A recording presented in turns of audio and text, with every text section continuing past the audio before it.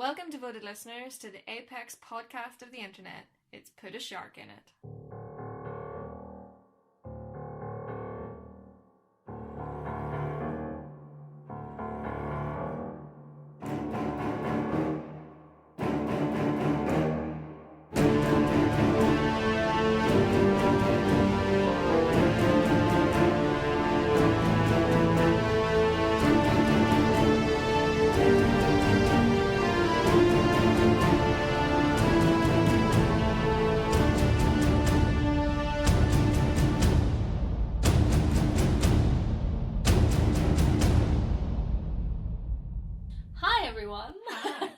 I suppose we should apologise for being away for so long. Yes, we've had a bit of a hiatus. Yeah. I'm sure you've missed us, you know, we just like to keep you wanting more. We actually did watch films that we intended to talk about, but unfortunately life takes over. And it does, indeed. Life did not find a way.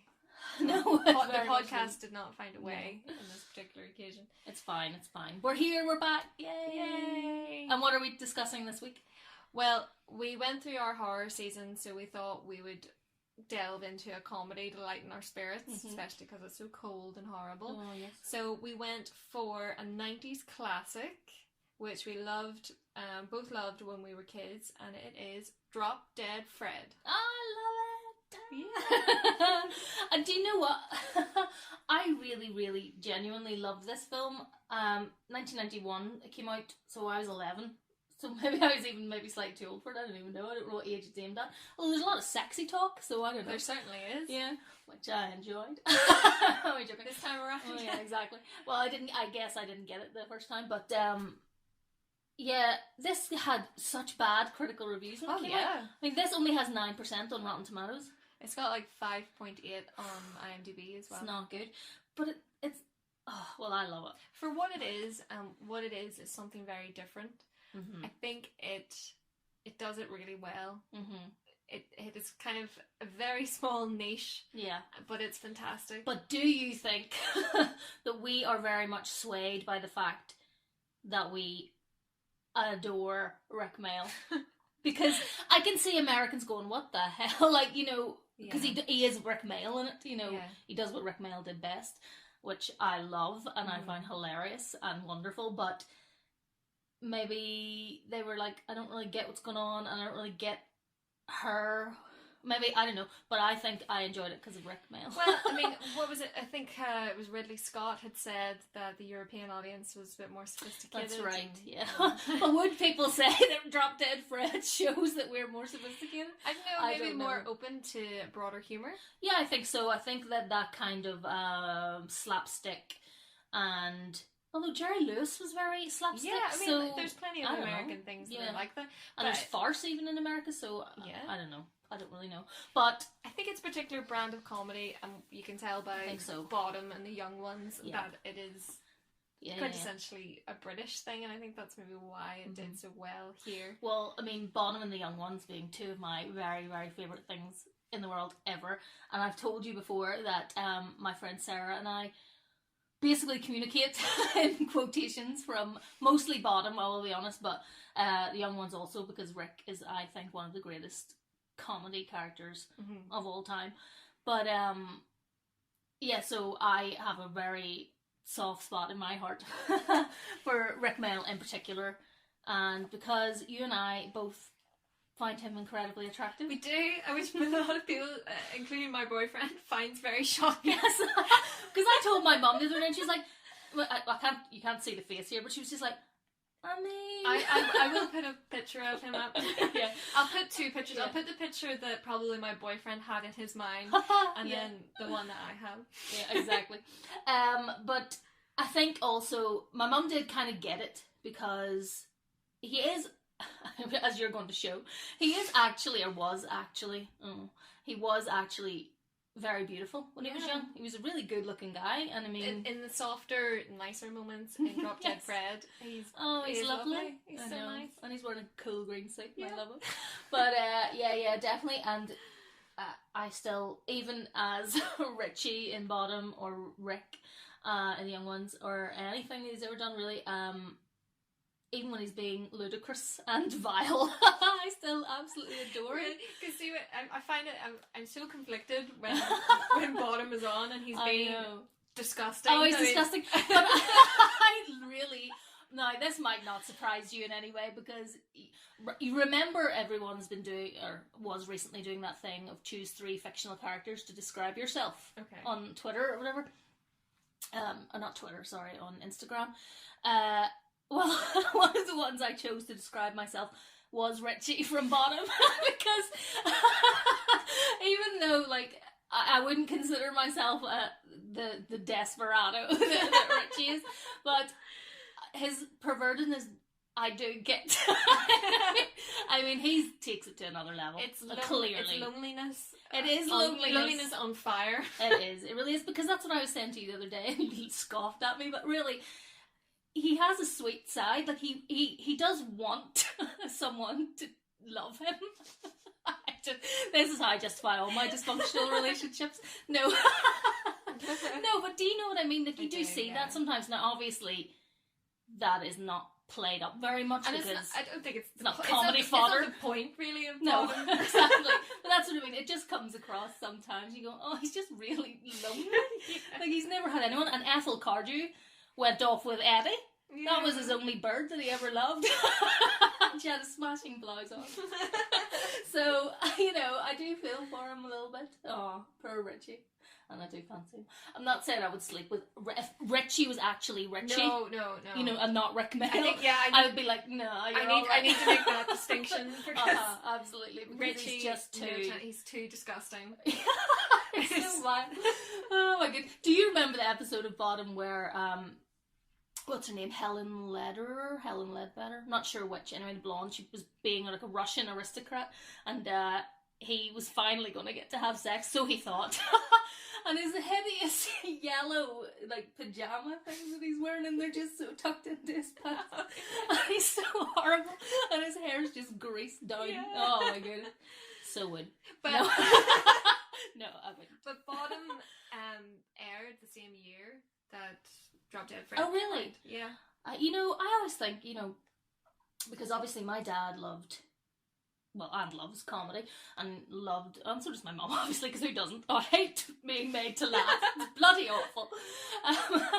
But my dad's really, really into comedy and really into sitcoms and everything. There's a great swell of sitcoms. It was such a good time period, and like Britain had so many good ones. Mm-hmm. Now I sort of go, oh, what's happening now? See, when my family started and everything, I'm like, oh God, what's going on? But then there was always that kind of twee side as well. Yeah. Because there was still, you know, Are You Being Served? Mm-hmm. And there was, what's that other one that I really hated?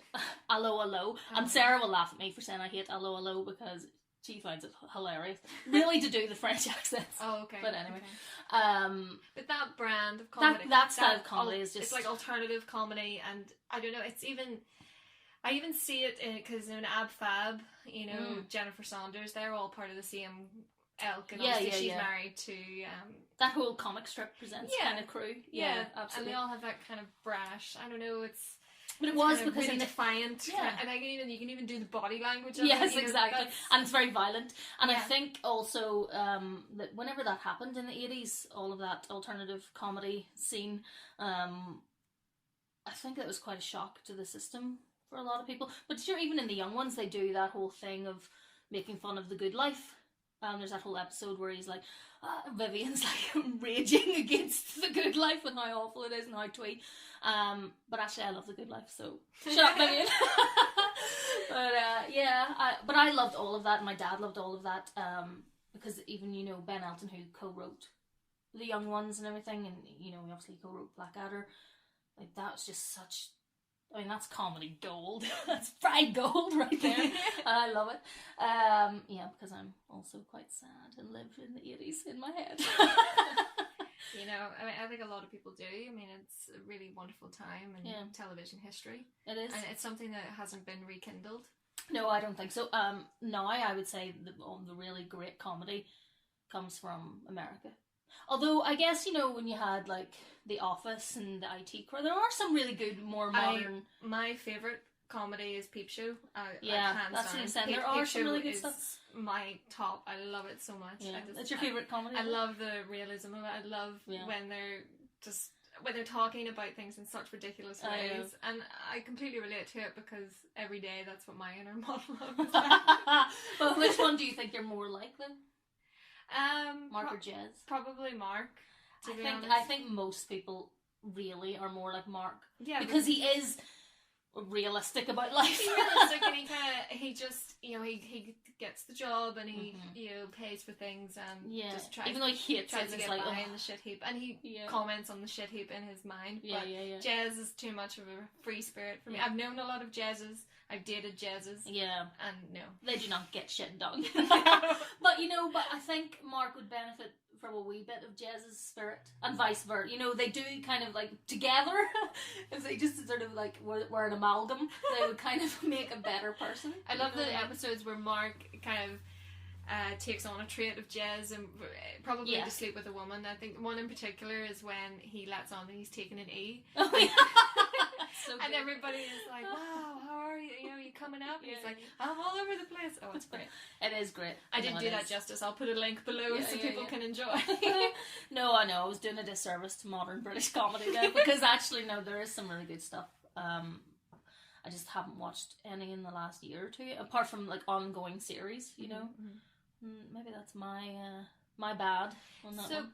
Do you want to run us through what the plot is for Drop Dead Fred, please? Yes. Zay, shut up, comedy. Let's get on with it. Okay, so Elizabeth. First of all, can I say that her as a little girl, cutest thing in the world. Ever. Thing. Oh my god. Especially her with Rick. Oh my god, that bit where they're up in the tree. Oh, it's so cute. And I have like obviously a real soft spot for men with little girls, like looking after that sounds wrong. You know what I mean, everyone. I was being perfectly. Yeah, because in the Logan trailer, you were like so beside yourself. I know, because it's so sweet. Anyone who's being like a good, not that Fred's a good fatherly figure, but he cares about Lizzie, and that's the thing, and I find that really, like, it just warms my heart. Yeah. My cold dead heart. Yeah, that's the only thing I like. Men with little girls. God. So Lizzie, as a little girl, had an imaginary friend, Fred, Drop Dead Fred, in fact, which is his full name. Her mother is very disciplinary, and she is sick of all Lizzie's nonsense and her bad behaviour and destroying the house and everything, which Drop Dead Fred does, of course, not Lizzie. You can understand a bit. Oh, yes. Big time. But, so, anyway, she gets rid of Drop Dead Fred. She locks him up. And then, later on, Lizzie has become a very mousy, repressed, very obedient, meek woman, and is married to an absolute shit. Slimeball. A slimy, sleazy, he just... sleeping around. He's the worst. He controls her. All of this. I have to note, this man works for Jaguar, and she's driving a little like shitty Nova. Yeah, because he doesn't care about her. I know it made me really angry. Yeah, he's dreadful. He's dreadful. Seeing her in her wee Nova. Poor wee Lizzie. I would have a freaking Jag. I know. Anyway, but so their marriage is done for all intents and purposes because he cheated on her. 3 years. 3 years they've been married, and with Annabella. I'm your fella, Annabella. Oh, bleh. It makes me sick. That's what he does. And so she goes back to live with her mum, and Drop Dead Fred comes back because she needs him. Yeah. She needs him to wake her up out of this, just this coma of being a obedient little... Oh, I hate it so much. To help her truly transition to being a grown-up, to being a woman. Yes, exactly. Yeah. Which is funny that you would need an imaginary friend for that, but... But that's the wonderful uniqueness of this story. Exactly. And so that's basically what happens.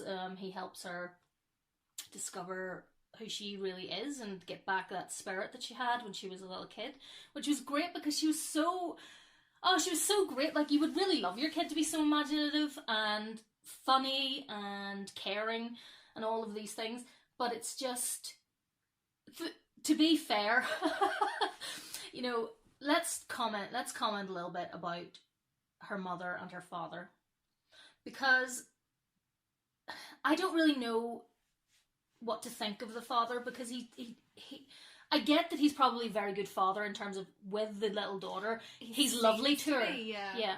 But he's basically making the mother be the bad guy in every situation. Yeah. You know? Which is absolutely not the right way to do it.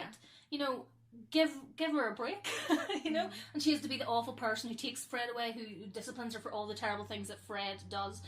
I'm using air quotations because I guess we know in the show that he is, in the show, it's not a TV series, in the film that he is real, because he leaves a note and everything, so he isn't real, but to her, he's an imaginary friend, so of course Lizzie's the one doing all these terrible things, and I mean, she breaks everything, she gets mud over everything, when they do that whole robbery thing, which is so cute by the way, in their little stripy tops, but she breaks the front window. Well, Fred does, but I mean, it's insane. It's really bad, and to imagine actually having to cope with that. Yeah, because it's too much. And the mother is a very particular person. You know, she's very tidy, very proper. Yeah, her house needs to be a certain way, and probably to a certain extent has OCD. And having to manage a child like that would be very difficult, especially when you feel like you're doing it on your own. So, but then she is horrible to Lizzie as a grown up at the end, because then she says to her,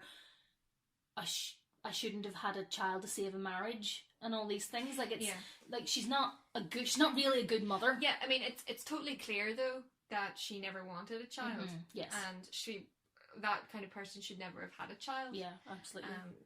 But how they ever got married is the only. Why are they together? Why were they together? That actress, oh my goodness, whose name I didn't write down because I'm an idiot, is also in another film that I really love. I don't know if you've seen it. It's called The Goodbye Girl. I don't think I have seen that. Oh, it's so lovely. It's from the 70s. It's a romantic comedy. It's got Richard Dreyfuss in it. And she plays a dancer who's kind of getting a bit old to be a professional dancer and everything. And so she isn't making much money. She lets out a room to Richard Dreyfuss.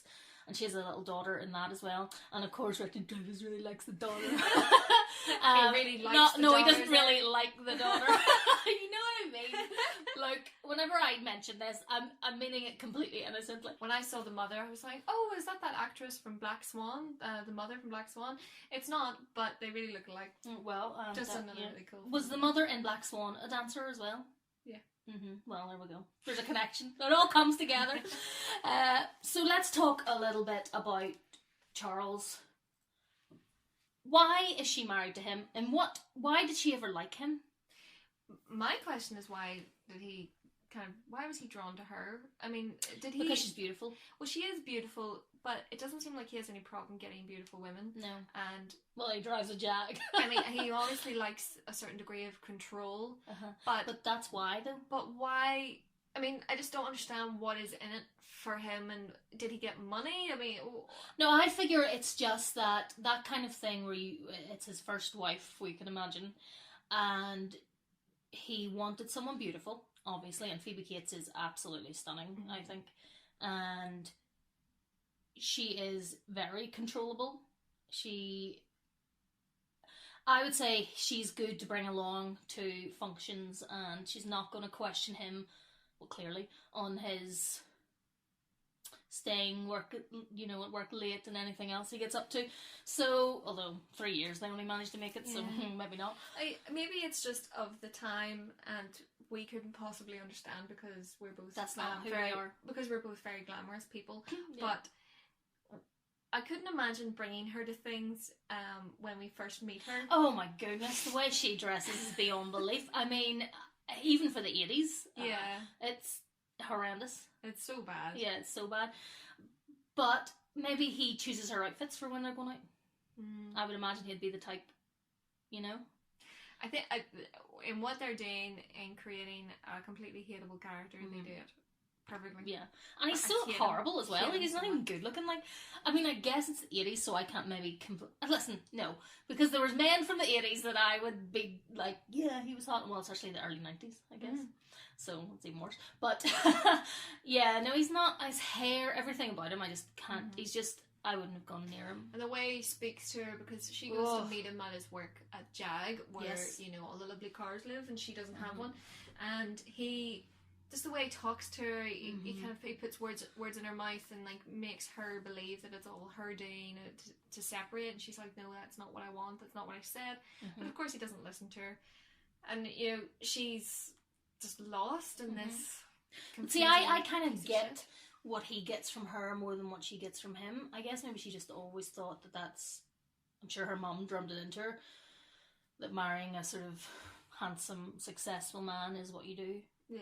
Like, that's the key to happiness. I don't really... Yeah. I mean, I don't get me wrong, I'd love to marry a handsome, successful man of my choosing that was a lovely man, you know what I mean? Yeah. But, I think that's probably where that's come from. And she maybe, you know, to a certain extent, she's come from a household where she was controlled, and so it's easier for her to go into a place, comfortable. Yeah, absolutely. So and a lot of people still do that, probably. In this one day, she loses her husband, loses her car, loses her job, which, by the way, is completely ridiculous. I was like, why would they fire her? Clearly, this is not a woman who would be coming in late to work all the time. She comes in late once as a court stenographer. That's what she works as, and the judge fires her right in the middle of the courtroom. Yeah, which is not, first of all, legal. You're supposed to give people notice because she was only late, which is not gross. What is it? Reasons for gross negligence or whatever. Anyway, ridiculous. So yeah, she then has to fall back on moving in with her horrible mother again. Yeah. Into a sterile, horrible house that she is not allowed to she's not made to feel like she's at home. Sad. It was really sad. Yeah. But yay! Hello, Snot face.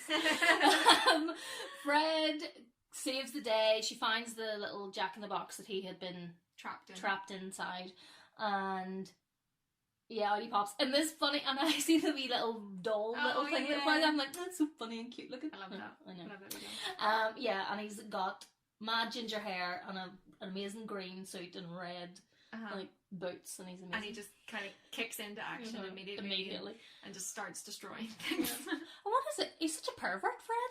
He really is. Oh my god, he's completely out of order. Yeah. Especially when he's with a little girl. I mean, he's not perverted to her, but he's perverted to her mom and Annabella. Yeah. And what is going on, Fred? I love the bit. There's a bit later on where he interrupts a meeting that Princess Leia is having. Yes. He sits in her seat, and she goes in, having been told that he's in her seat. Oh yeah. And she like leans in, and she thinks he's really small. Doesn't realize that he's like a fully grown man. That's right. And she kind of leans in and goes, "Hey there, little fella." And I can't remember what else she says, but she's totally directing it at his crotch. Yeah. And he kind of goes, "Oh." I know, he does the typical. I think Rik Mayall just brings in that perversion. That's why I love him so much. Yeah. Yeah, exactly. Yes, Princess Leia is in it. Carrie Fisher. That's another thing.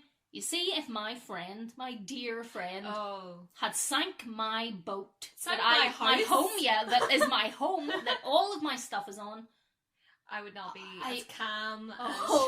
You can't even begin to imagine what I would have done. It wouldn't have been like that incident with the laptop. It would have imploded.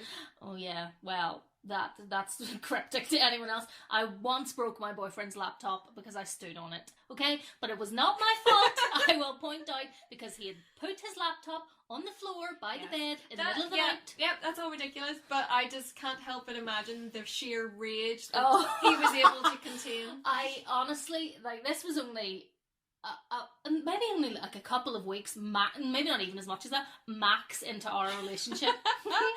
I'm sure like the next 3 years he was secretly going, I hate you.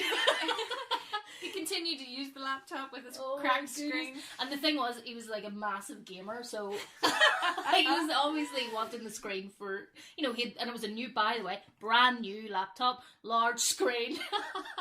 It's his own fault. Listen, it was his own fault. Yeah. It was his negligence. Shouldn't have been It was not my fault. put it under the bed. Don't just put it somewhere else. Yeah, we'll pick it up. Yeah, exactly. It should be in a protective case. exactly. But yeah, you are drop dead, say. I really am. I'm sure that's what he was thinking. But like, honestly, how he managed to and he was so calm. I mean, I could see like just a fleeting instant of like, oh my god, you know. But it was amazing. It's just that Scandinavian reserve. That's what it is. And I just thought to myself, this is a good guy. Yeah, maybe I was just so great as a girlfriend. That's what the truth was. That he was like, you're totally worth this laptop. You must have been. I must have been indeed. It was a fun night. Oh my goodness. Yes, but I would have gone crazy. I don't know how she kept her cool, even though it turned out okay for her because she got loads of money. Yeah. So that worked out. Maybe that popped into her head at the moment. But I would not have stayed calm. I couldn't. No. But that scene is really painful anyway, because she thinks that she sees Charles. So she's staying at her friend's house, and she thinks that she sees Charles going past on their boat. Mm-hmm. So she decides that she's going to chase after him. Yeah, which is ridiculous. You just be like, has she ever? Well, you don't drive a boat. I'm really good at maritime language. But has she ever sailed the boat before? No, there's no indication of that at all. No, and also there's the thing where Fred obviously wants to play pirates, which is amazing.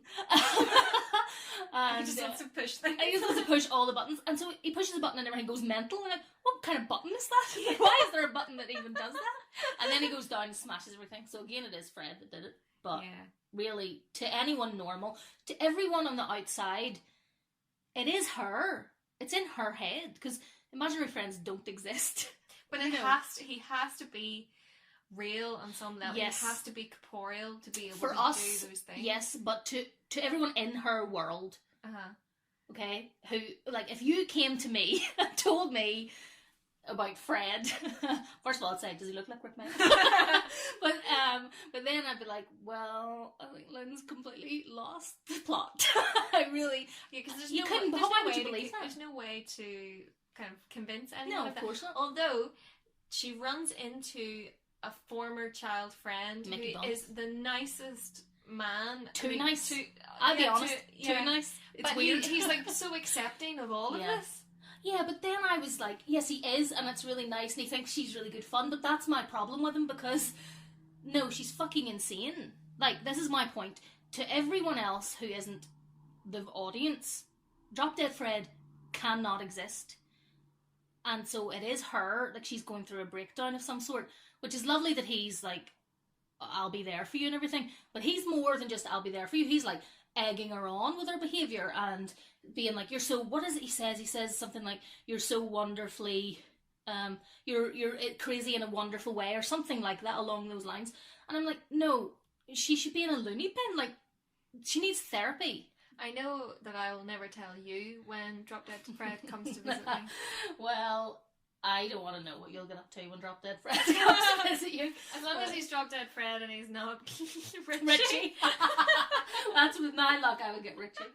I would love that. I could just turn him into Drop Dead. If you get the discount one, you get Richie. Listen, Richie's eager to please. Do you know? God, the Y fronts. Oh, I can't But yeah, but my point being with Mickey is that don't encourage her behaviour, you know, and don't say that the way she's behaving is okay, because it's not. Yeah. She assaults that woman, that violin player. And she just whacks her with her bag. Oh, it's amazing. I love it. But yeah, I mean, I do feel for her, and Fred is real, and so can you imagine having to put up with that? Yeah, because he ruins her life. In some ways, I mean, I realise it all helps her, but... And she tries to leave him behind in the house, but...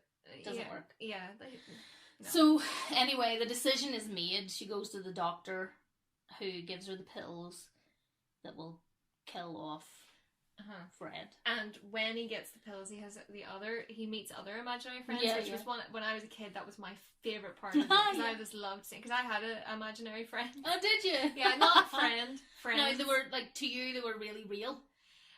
No, I mean, I think it was because of Drop Dead Fred that I concocted these, but they were like little creatures, almost like little mice that would like Cinderella. Yeah, like Cinderella that would like run behind the car and all when we were driving and like jump on things. That sounds like a terrible deal for them. I'll just run behind the car, Lynn. Thanks very much. Sometimes they were in the car, and when I would be on the toilet, they would be there. So maybe they did have a good time. That's weird. Yeah. But, no, that is. I mean, that's sweet. Like I sometimes I think maybe I would have quite liked an imaginary friend. I didn't have an imaginary friend. I didn't know anyone who did either. You have plenty of imaginary friends. Now. Yeah, they're very friendly indeed. Visit you late at night. Yes, they do. But I loved when he met all the other ones. Yeah, because I loved seeing what other imaginations could concoct. You know, the Mr. Velcro head or whatever. Yeah, it's weird. Yeah, the way that the Velcro, he pulls like a strip out of his neck to indicate, you know, death. Good sound effect. I like that. Yeah, it was good. But I also love how whenever she's taking the pills, even though it's sad, when she's taking the pills, his suit gets paler because you know. And he's starting to look green in his skin and everything. He's got pain and stuff. Oh, poor Fred. Because she kind of rekindles things with Charles, and I love the scene though because Charles and her are starting to make out and you know do dirty things and all that, and like her hand goes down to his zip, and Rick's like, he's looking at it and he's like, "You got to take that out." I love it at the very beginning when he's like, "Oh, you grew up," and he's like, "You mean you do it like the pigeon?" And he goes to try and smash the pigeons. Who taught Snot fixing that? I love it. It's so good.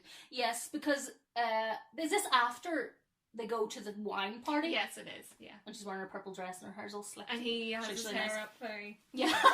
Yes, he's got his cane. Yes, because that's when they meet Bridget Fonda, a.k.a. Annabella. My God, she's not wearing any underwear. As Fred discovers. The perv. Yeah, that's awful. Bloody awful.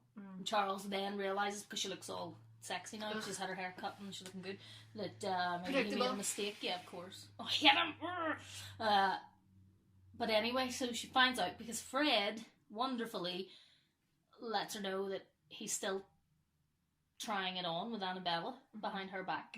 And so that's when she's like, that's when they go in their little dream sequence. Yeah, because she's totally devastated.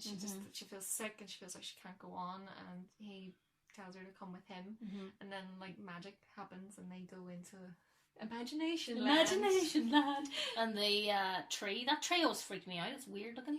Yeah, it's creepy. But yes, and then your favourite wee bit. My favourite wee bit. Oh, when they kiss. Just kiss me. The thing about that is, although it is my favourite wee bit, it is a bit strange in a way because he says the way to move on is to kiss him. Yeah, but it's a very innocent kiss. I mean, it's not like, I know it's on the mouth, but it's not sexual really. But I think it is a little. But that's only because we want to have sex with him. I find which is not even as a kid. Like I did find it like romantic and lovely. Yeah, I guess there's sort of a bit of a romantic thing, but then I also think, well, I mean, she's known him since she was a wee kid. I don't feel like she has that. Well, that's the kind of thing. If he was leading her when she was a little kid, I take it that he wouldn't say, "Kiss me," and say, you know. Well, maybe he would, but it wouldn't necessarily be a sexual thing. Like, I kiss all of my family. We kiss on the lips, so I don't think it's weird. But a little kid, no tongues. A little kid kissing, I don't know. It just seems really strange to me.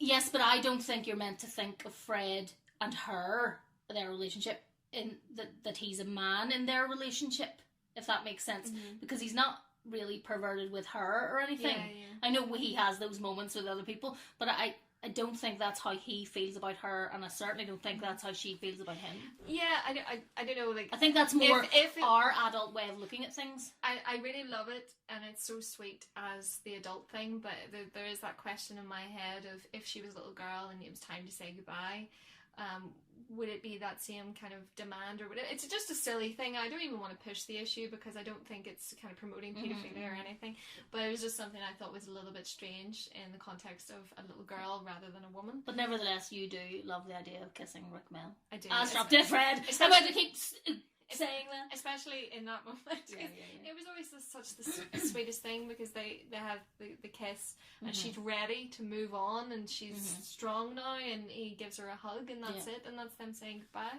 I know. It's so sad. It is very so sad, but then it turns out that Mickey's little daughter has an imaginary friend now, and what's his name, Lynn? Drop Dead Friend. Hooray! It's so good. It's very sweet, and I guess, but then I also don't like the idea of her immediately ending up with Mickey, even though Mickey is like a really nice guy and everything, but, and I know he's just kind of saying, I hope to be an option for you, or whatever, but you just get the idea that, that's them set now, she's got her wee family and Mickey, and I like, go and be independent for a bit, Lizzie. I always got the impression that she was going to go off and be independent. Yeah, that's what I want. You know, she has this newfound strength, and she's going to go and do her thing, and it's going to be class. You know who Phoebe Cates is married to? No. One of my faves. Kevin Kline. Oh. Who I love, and also really fancied when I was younger in Fish Called Wanda. Oh, yeah. Even though he's a bastard. Yeah. But he's very attractive. I think he's really attractive in it. One of the few men who looks really great with a moustache. It's just him and Tom Selleck. Yeah, Tom Selleck. That's really the only two that I'm after. But they do, though. You know what I mean? When they shave them off, it's not as nice. I think that, Let's just say he's rambled again. If I was to surmise Drop Dead Fred and what I kind of took from it and what it means to me, I think it's about not suppressing your feelings or your enjoyment for things that are a little bit odd or strange, or being a bit out there and extrovert. Marching to the beat of your own drum. Yeah, and just being yourself and being confident and being true to that. And I think it puts that across really, really well. And it was almost inspiring as a kid to enjoy it. Yeah, and also that idea of just getting to be able to get away with being naughty. I know she didn't really, but you always dreamed like that you would get away with being naughty in that way. Because I sure as shit would not have been able to get away with that stuff. Not with my dad. No. But, which is maybe why I would have liked a wee imaginary friend, like he would have protected me, I feel like. Yeah.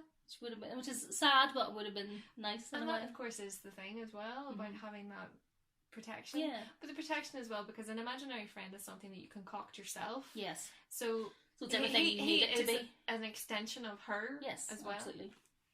Good extension. What? I don't know what I meant by that. Move on. So let's talk for a wee minute, because we were talking about this the other day, about our love of funny men then. Yeah. Because because we have a real... Well, I definitely have a real We're not alone, though, in our love of funny men. Well, I think, who doesn't love a funny man? Or at least a funny person. Or a funny person. Yeah, but men don't say it as much. I mean, they do know. Yeah, they do, but it's not like a thing. It's a whole thing that women love funny men. I think that's like a standard, not a meme, but it's a sort of standard stereotype that, a meme is what we go to now. Yeah, I know. That's the day where... Yeah, but I yes, people like funny people. That's true, and that's one thing I see. I couldn't go out with a man who didn't think I was funny. That would drive me insane. It would just be... You want to...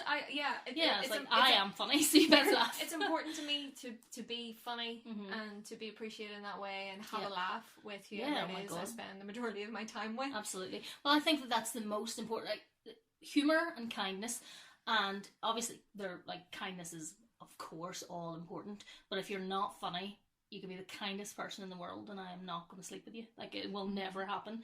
Whereas you get away with a lot more stuff, I think, if you're funny. Yeah. Humour is such a delicate thing, though, anyway. I mean, when it goes wrong, like, in all of my classes that I've ever had about writing scripts, comedy is always the most difficult, because if you get it wrong, it will be shit. Yeah, there's no recovery from that. And obviously different people find different things funny. Well, yeah, that's the thing. But you have to always, like... I suppose you just have to always know your voice and not get swayed by what you think other people are going to find funny. Because if you find something funny, there will be other people who have the same sensibilities as you. And I find you. You're right here. Here I am. I do think so. And I really think that if you think about a relationship, like, humour's the one thing that really will last. Yeah. Above all else, if you find someone funny, geez, you could just spend the rest of your life with it. Oh, I know, and you could go through such horrible times. You can go through deaths and illnesses and bankruptcy, but if you can make each other laugh, then... Exactly. I think that's a really important gift. Like, if you're going through something really awful, to be able to still laugh, and even to laugh at the thing, especially actually to be able to laugh at the thing that's making you feel bad, you know. And I think that's something I always do, is make a joke if I'm feeling shitty, you know, because it's important, and it's the only thing that maybe can bring a bit of levity to it and relief. Well, we all have to find the joy. You know, try and find the joy and happiness in every day. Because can you imagine going through life like a real miserable? Because some people are. Like, I guess some people are. You know, we say that humour is really important, and maybe I'm just saying this because you do see people and they're so not funny. But you feel like how humour can't be important to them. But maybe it is, but they just have a really terrible... like, they're just laughing at really awful things. You know what I mean? I don't know. But I think it's not as important to everyone as maybe it is to us.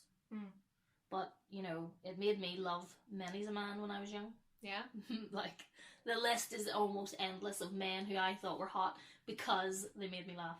I feel like there are tumbleweeds going through my head right now because I can't think of anyone. We were talking about them all the other day. I can't think of anyone but Rik Mayall right now. Bill Murray.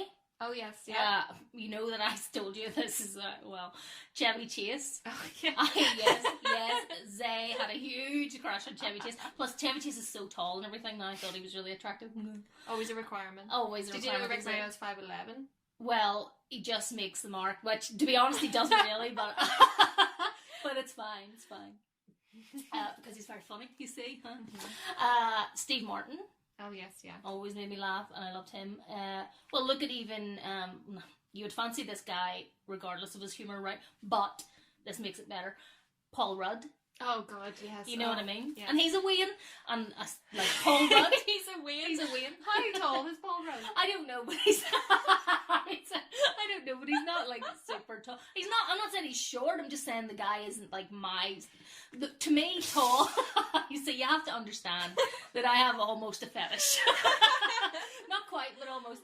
It's, like, my ideal, like, is 6'2" and above. Okay. Like, if you're, like, 6.5 feet tall... then you're A-okay by me. Do you know, but height is so important to you, but it's not, like, it's never really been an important thing to me. I know, but everyone has their thing, Lynn. Oh, I know, it's mad. But it's like, this is the thing, it's just it is a preference. Okay, it's quite a strong preference. It's just like my preference for big noses, right? Like, there's just really tall, big nosed men. No, but it's not even funny because there used to be a guy who worked. Oh my God, he was so tall Jewish men. Well, basically, and the thing is, Jewish men aren't that tall. No. So, but it doesn't matter because they're hot. But there used to be a guy. Oh God, he was really not attractive. I just wonder. First of all, he had a jacket that had Ferrari written on it. So this is what the kind of caliber of fella I was eyeing up. But he was foreign, which is another. This is just, I can't help myself. But he was Dutch. Wasn't Luke. And he was really, really tall. Like, really tall. And he had a big nose.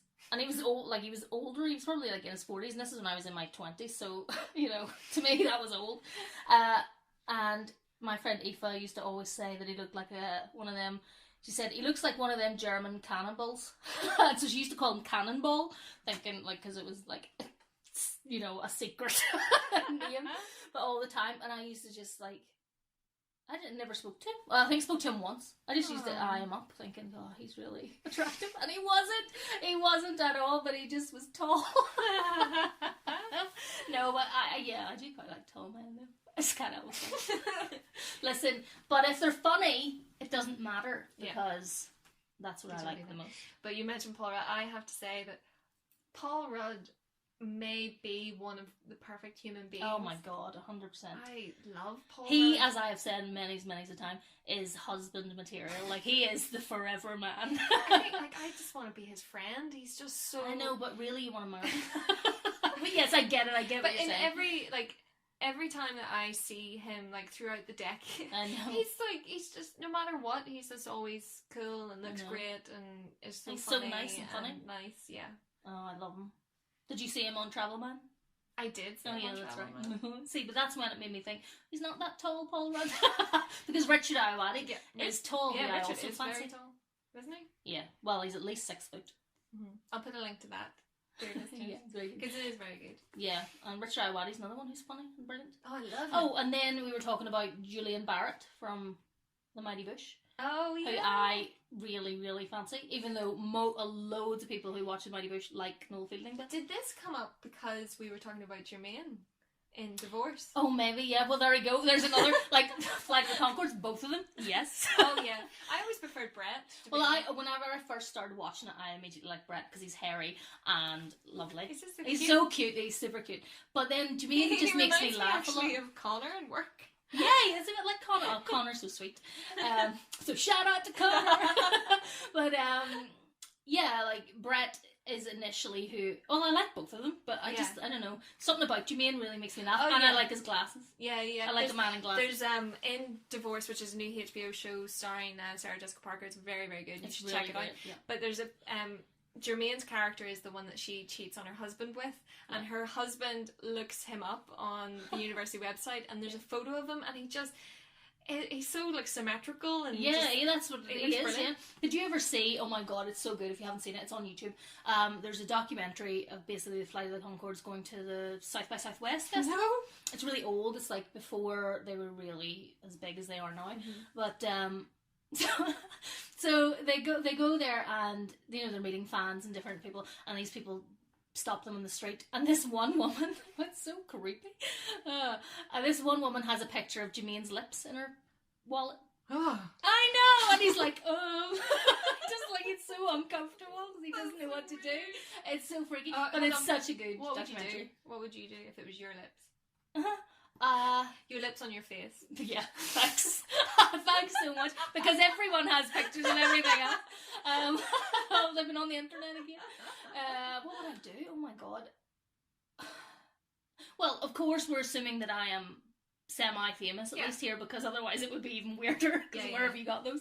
But I would just be like, oh well, nice to meet you, and then be like, I have to go, because what are you going to do? I don't want to be horrible to the person, because I'm sure they didn't mean anything by it, because we've all been in that sort of like, I'm a real huge fan of someone, What would you do if someone had a picture of your lips, you were on my face, and you were semi-famous, and this person, well, I know what you would do, was 6'6", and had a big, and it was Adrian Brody looking fella. right, yeah. I think we all know what you would do. Well, exactly.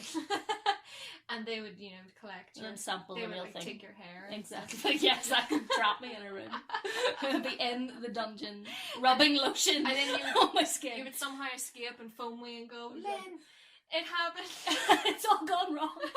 I've done it again. This is happening every other week now, I say. God damn it. See, that is a terrible thing, because I was going to say that would be an easy way of getting me. Oh, we'll just tell the internet now. No, well, you know what? I'm not that stupid. It wouldn't really. Although, do you know once, Zay, shake my head at myself. I would never do this again. So this guy had kept messaging me, whatever. We were going back and forth. Anyway, long story short, got into his car. Had never met him, didn't tell anyone I was going to see him. Oh my god. Oh, Jesus. Like, nothing happened, it was all fine, but can you imagine? He's just like driving around with me in his car. Oh my word. That makes me think it makes me think of Louis C.K's bit about, he doesn't understand why women still go on dates with men. Yeah. And they get into a car basically with this bear and, with the little shoulders and everything. Oh, my shoulders are little, so I would have been alright. No, but really, well, it wouldn't have been, because I have the upper body strength of like a weak kitten. Not even like a strong, like the runt of the litter. But but no, well, Louis C.K., we find him hilarious. Would you go out with Louis C.K.? No. No, see, neither would I. No. And I love Louis C.K. I love Louis, yeah. I don't know. I used to, for a wee while, I used to imagine whether I would... I used to sort of think in my head, I imagine walking along, like holding hands with Louis, having him laugh.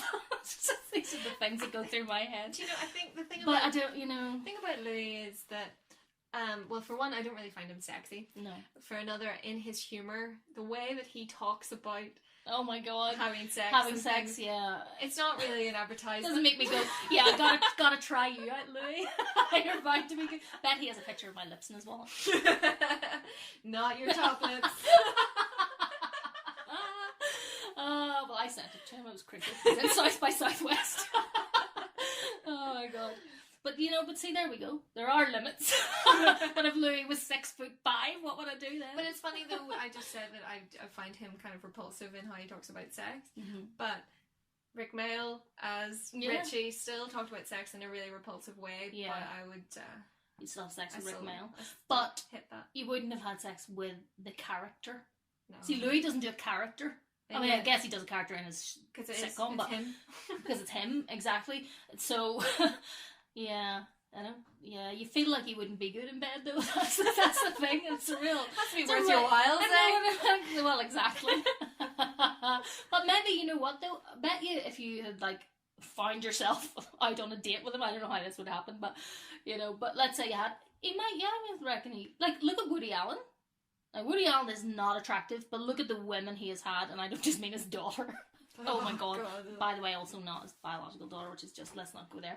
But you see what I mean though? Well, I mean, it's like that is the thing, what I'm saying about women finding men funny and having sex with them. If the female equivalent of Woody Allen, she would never be sleeping with all those hot men.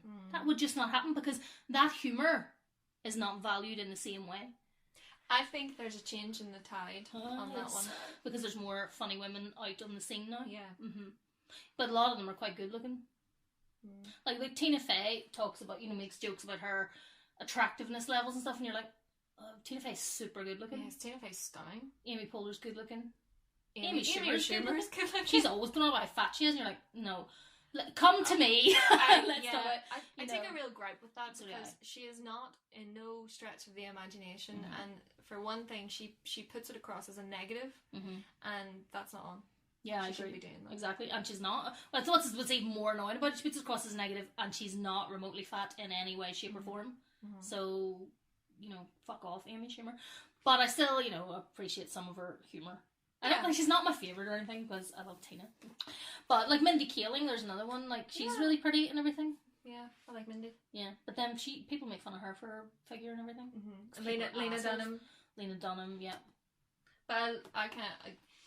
There are certain things about Lena Dunham I don't like, but I do generally like her, and I like what she does for body image and body confidence. Yeah, and for sure. Her kind of brash, I don't give a shit. This is what it is. This is who I am. And this is actually what sex is like, and I'm going to show that in my show. Do you remember the episode of Girls where, Patrick Wilson? Watchmen? That's actually what the bit that was going through my head. Oh, well, she has sex with him, obviously, and he is so hot, I think. Oh, yeah. But anyway, everyone had a real go at her after that episode. Like, he would never sleep with a woman that size. He would never sleep with her. Next thing you know, his wife, who is exactly that size, was like, let me tell you, we sleep together all the time, and it's really good. So, that kind of shit's like, you don't know what goes through a man's head. Yeah, of go what, fuck yourself. They find attractive or not. And like, even, I remember a friend of mine thought that, like Pierce Brosnan's wife, Keely something, I think. I don't know if they're still together, but she'd gotten quite big. Like, not really, like, massive, but, like, I guess by other people's standards, she was quite big, and everyone, like, she was having to go, like, why would he go out with her and everything? You're like, because she's she's a beautiful woman, and she's probably fucking great. Like, what are you talking about? And also, it's none of your fucking business. It's also none of your fucking business where anyone, like, just to get down to the nitty gritty of it, wants to put their penis, as long as it's fucking legal, or any other thing. Yeah, or whichever person wants to engulf a penis. Exactly. That's such a lovely way of putting it too. Let me engulf your penis. but exactly, that's my point. Like, you do. It's not anyone else's business what anyone wants to do sexually. Providing it's as long as you're not doing anything. Yeah. But I was watching an episode of Homeland today, and I had to tell you about it because it was this really satisfying moment. It's in season 4, and there's this really cool character, and he has a one night stand with the manager of his hotel. She's really lovely and nice, and it shows them having a sex scene, and she is, bigger than him, but it's really sexy and cool. And then they go to get breakfast the next day, and there's a few guys that are saying stuff about her and being really mean and horrible, and he basically smashes one of their faces into a table and breaks the other one's arm, and it was like, yes! I would have rewarded that behavior. I hate to say it, but I would have. But also, I like that was written in, because it's like, listen, don't be an asshole, because you don't know what you're going to get back. But in a way, I had never gone out with Lassa, and people were like, oh my god, why would you? Now, saying that, I have been on the street alone, usually, because people only tend to say things to you when you're alone, and people have shouted horrible things at me. Again, it doesn't happen so much now. I think maybe people are not as quick to say stuff. I don't know, or if it's just because I'm older. But then again, I do know for a fact that the vast majority of men, and whether this is their fault or not, would be embarrassed to be seen with me. And that is true. And there's even an episode of Louie that's about that. Yeah, that's right. That's really great episode, and she calls him to task on it. She's like, what the fuck? Yeah, exactly. We're great together. Yeah. You don't get to do this to me. And fair play. It was really good. Exactly. And especially it's coming from Louie. Yeah, I know. Do you know what I mean? I love him. She says that to him as well. But to be fair, he did write that. So, again, nice one, Louie. Yeah, definitely. But don't be embarrassed to be with me, because you'd be fucking lucky to be with me. Alright, bitches. But, I know. It's a crazy, fucked up world we live in. Let me tell you. It's not good for either end. It's not good to be objectified because you're good looking. It's not good to be seen as fucking scum of the earth because they don't think you meet their beauty standards, It's shit. Because men don't get it as much. Most women wouldn't be embarrassed to be seen with a big guy or whatever. I feel specifically sorry for the tall men of the world with big noses, because they are being objectified. I know, it's awful. Please visit the charity page that is linked below. There's a special number. If you feel that you are 5'6", have a big nose and are single and currently living in Belfast, please call the number below. 5'6"? That's the same height as me. No, 6'6". 6'6", please. No, I'm only joking. If you're 5'6", but you're very funny, then that's fine too. Oh dear. So, moving on from our... Moving swiftly on.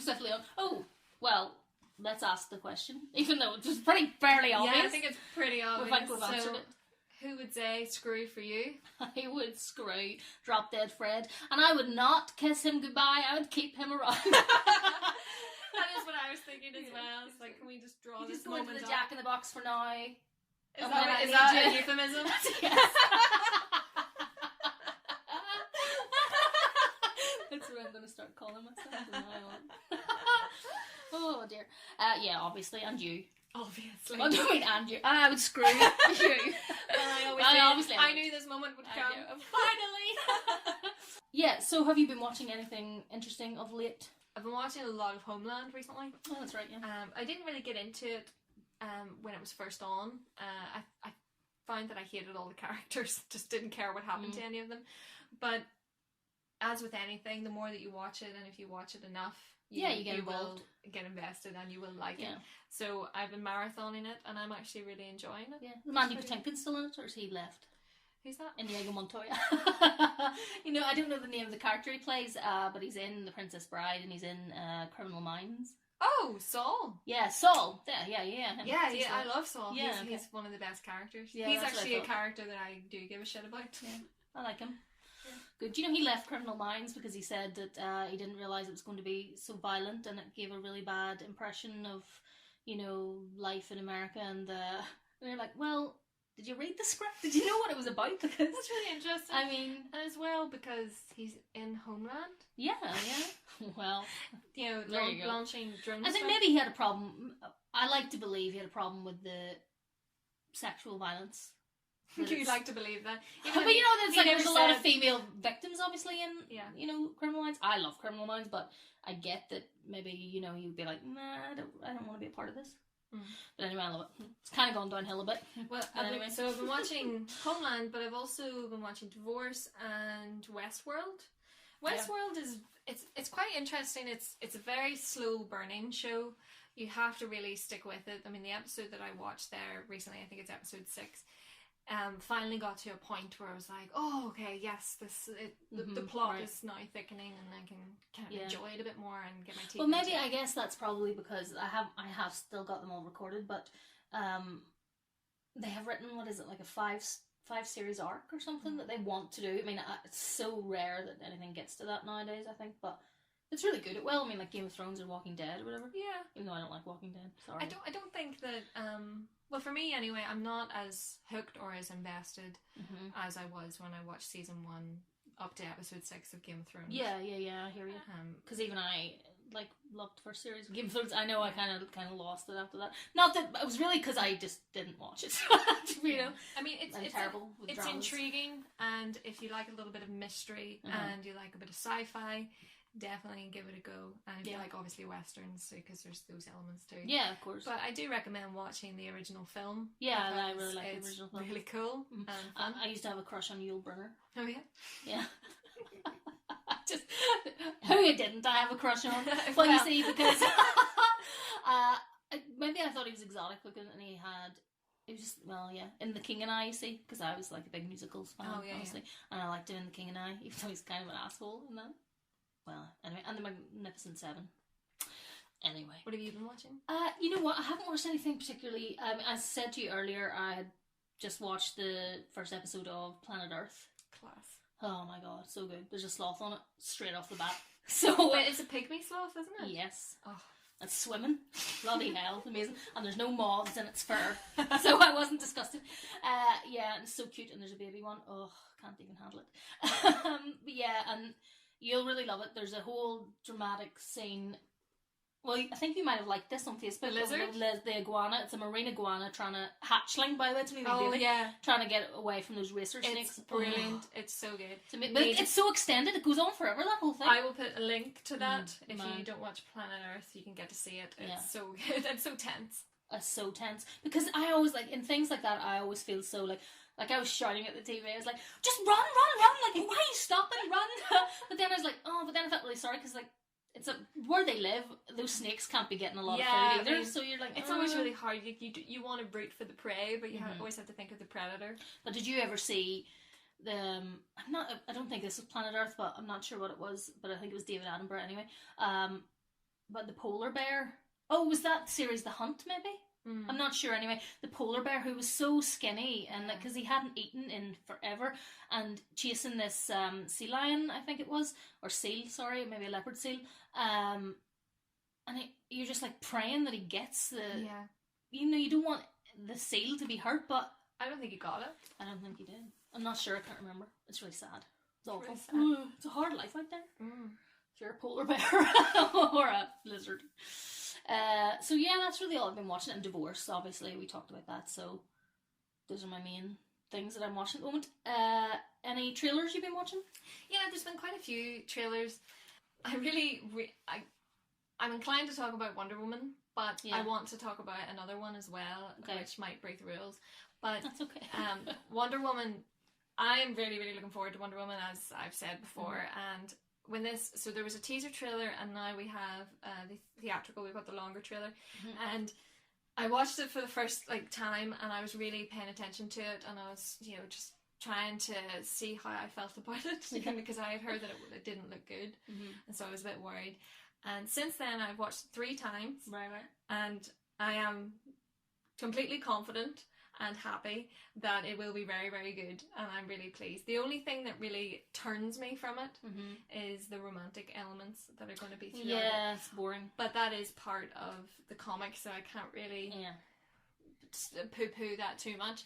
But it does look really class, and I can't wait to see her fight. The fight scenes look incredible. I think that's why I preferred the first trailer, though, because maybe there was a bit more of that. A bit more action. Yeah. But in it there's a shot, a very, very quick shot at the end where it hints that she might be flying. Yeah, it'll be amazing. But will she be flying in an invisible plane? Doesn't look like it. You know what I mean? Because that's what I want to see. Not see. That's not what I want to see. No, but it's amazing. When I used to watch the TV series, I used to love that she had an invisible plane. Just that she had cool accessories and stuff. I love that she can fly and can deflect bullets and can, you know, punch through a wall. She's a lasso of truth. Can't wait. Will she have that? Oh, and of course, the whole thing is that Gal Gadot wants, because Wonder Woman is bisexual, as the creator has said, and said that she would have Halle Berry as her love interest. Although I'm very disappointed by her choice because I can't stand Halle Berry. Yeah, she's shit. I don't think I would want to. She's beautiful, but it depends, of course, what character she's playing. Yeah. But I'm very excited to see Robin Wright as an Amazon. Because I always liked her. She looks incredible. Yeah, I always thought she was really beautiful. And I've always loved the Amazons. I've from watching Xena religiously when I was younger. I love the Amazons. I love the lore of the Amazons. And I wanted to get a tattoo when I was younger, and I still kind of play around with the idea of getting the word Amazon in ancient Greek on my left side of my rib cage, and because that's where if you were an archer as an Amazon, you would cut off a breast so you could be a better archer.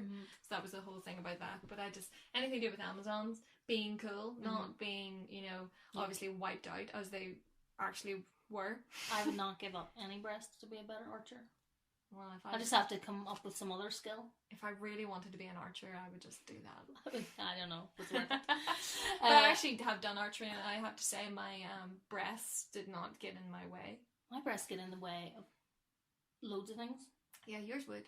But like, I remember my friend tried to teach me golf, which, by the way, forget that because no thanks. But I couldn't do it properly. Anyway. It was not a big loss to my life, as you can imagine. Like, you can imagine me not playing golf, quite frankly. So what was the other film you wanted to talk about? Oh, the other film. Now, I had seen a trailer for this ages ago, but there's a new trailer out because it's going to be, I think it's going to be released in America in December and in the UK. Oh, I know you're going to talk about it because I was going to talk about it too, yes. Oh, really? It's La La Land? La La Land, yeah. Because it looks so beautiful. Oh, my God. And just a kind of the landscape of California or Hollywood that I would have seen in movies when I was younger and would have really enjoyed, and it's this kind of dreamlike state, and of, you know, two young people trying to figure out what to do with their lives when their choices aren't really, and it's a musical. It's a musical, which I of course love. I love musicals so much, which even more so that idea of it being set in Hollywood, and it's so iconic. And I think of Singing in the Rain, which is one of my favorites, and I can't wait, and I love Ryan Gosling and I love Emma Stone. So I think that coupling of the harshness of reality of trying to be an artist and trying to earn a wage from your artist, alongside the beautiful landscape or the beautiful visionary concept that they've created in that film. Yeah, the creativity. It just it looks so beautiful. Good. It really does. And one of the quotes I saw in the trailer was that they don't make them like this anymore. That's and right. it stands true to that. I can't wait to see it. It looks great. Me too. Definitely up my alley. My friend lives in Dublin, and I know that she would love it, so I'm either going to go down to Dublin or we're going to meet halfway. She doesn't know this yet, but we're going to see it. If she's listening, which she better be. She will be listening. Does she listen? She does listen. Rebecca, we are talking to you. She better. Okay, well, the other one I wanted to mention was, and it's a really silly one, I don't care, is the Lego Batman movie. Oh no, it looks brilliant. It looks so good. Oh my God. And Robin, it looks so funny in it. And Will Arnett. By the way, there's another man that I fancy because he's funny. Well, also he's quite attractive, but his voice is amazing to me. Oh yeah. Oh my God.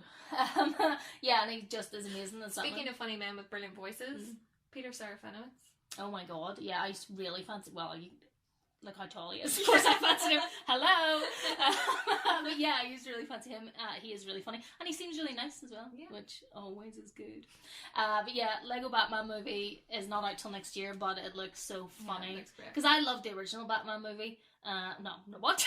No, I loved the original Lego movie. Yeah, but the Lego movie was it was brilliant from the beginning. I loved it so much. And I love when they're building stuff and Batman goes, does anybody have black or grey? I only work in black or grey. It's so good. And whenever, oh my goodness, in the trailer for the Lego Batman movie, and Commissioner Gordon, Barbara Gordon, is saying, you know, we want to work with Batman, and Batman works with the police, and we have a whole, you know, relationship. And he's like, I'm not enjoying anything you're saying right now. It's so good. Oh my God, it just looks great. Yeah, it just looks really funny. And I love the design of those films. I love the design of the Lego movies. Me too. Cool. It's gonna be good. Good cast, like Zach Galifianakis is one of the voices in Ring, Rosario Dawson. Gonna be good. Yay! in terms of what is, first of all, the only DVD that is going to be released that I wanted to mention, and it's only because of the name of it. I've never even seen it. But if you want to buy this, it's out now. Attack of the Lederhosen Zombies. Oh my god. Well, exactly. What's not to love? Bavarian zombies. I can't get enough of that. In terms of what's out in the cinema this Friday, a couple of things really.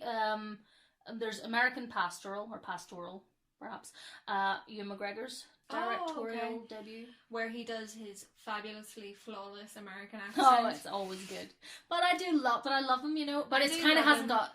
It's got. I think it's only got like about 5 to 6 stars on IMDb.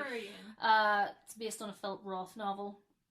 Jennifer Connelly's in it, and it's about a guy living in a sort of quaint community in America.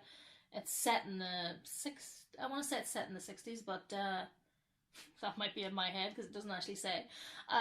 Maybe it's just the quaint America. Yeah, exactly. It's the past, but I feel like it's set in the past. But basically, he feels like his way of life is threatened by his daughter's radical political affiliations.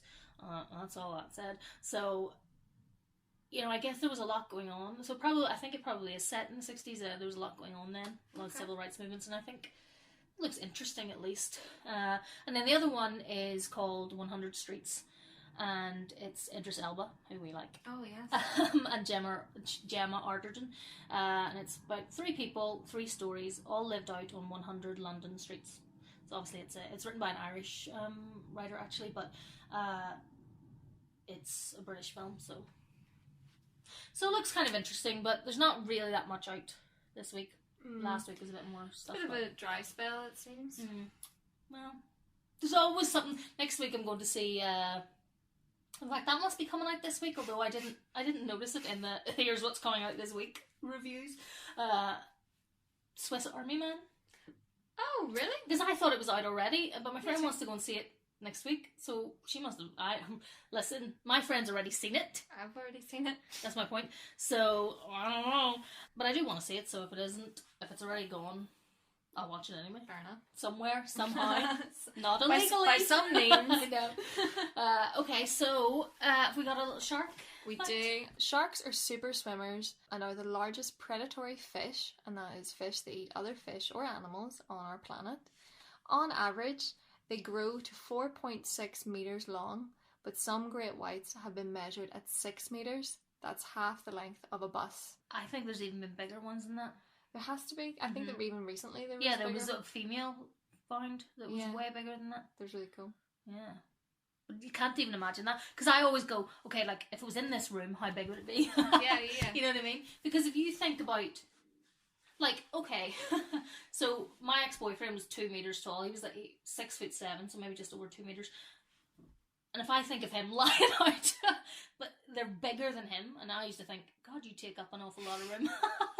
But so, that's crazy. If you think about that, that's like 3 doors high. Mm-hmm. I can't even imagine. So incredible. I can't wait to see them one day. Well, let's hope there's when I put a shark in my life. Exactly. Exactly. Okay, so the last time we were on, our final line was from, do you remember? All those years ago. It was from Silence of the Lambs. Oh, yes, I remember now. But like I said at the time, really the last line, if it is a line, is Jodie Foster saying, Dr. Lecter? Mm-hmm. Dr. Lecter? Yeah. But so this week's line, you'll have to guess what it's from. It's quite a long one, so bear with me. That's what she said. Well, yeah. Okay. Still, things won't ever be the way they were before he came. Sorry. No. Start again. Okay. I won't pause so long, even though that is the end of a sentence. Okay. Still, things won't ever be the word. Fucking hell, I'm stuck on that.